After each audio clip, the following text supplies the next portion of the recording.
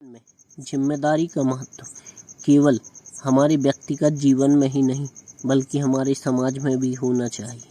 आपको एक कहानी के माध्यम से समझाना चाहता हूँ। रमेश और विनोद दो दोस्त खिलौने और मनोरंजन के उपहार की दुकान चलाते थे।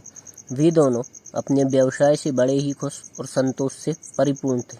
वे अपने ग्राहकों के लिए हमेशा तैयार रहते थे, चाहे वो किसी मनोरंजन की ज़रूरत हो या किसी विशेष अवसर के लिए कुछ खास।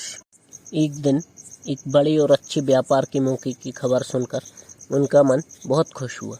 वे अपनी दुकान को और अच्छी तरह से सजाने और बढ़ाने का निर्णय लेते हैं।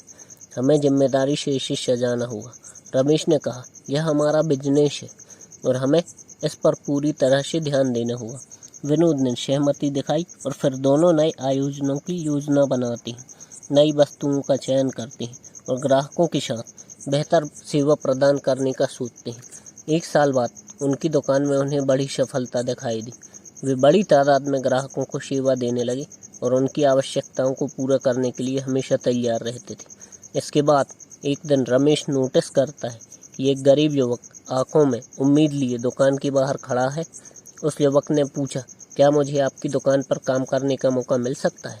रमेश और विनोद एक दूसरे की ओर देखते हैं और उन्होंने तय यह किया कि उनकी उत्तरदायित्व सिर्फ उनके व्यवसाय के प्रति ही नहीं बल्कि समाज के प्रति भी है। हाँ, रमेश मुस्कुराता है, तुम हमारे साथ काम कर सकते हो। हम तुम्हारे साथ जिम्मेदारी साझा करेंगे और तुम्हें सिखाएंगे कि जिम्मेदारी का महत्व क्या होता है।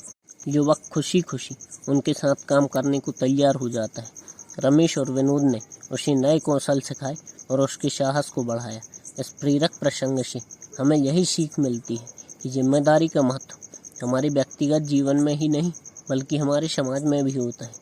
जब हम अपने कार्यों को सही तरीके से संभालेंगे और जिम्मेदारी निभाएंगे तो हम समृद्धि और सफलता की ओर आगे बढ़ेंगे और अन्यों को भी मार्गदर्शन प्रदान करेंगे। इसलिए जीवन में समाज के लिए भी महत्व रखें।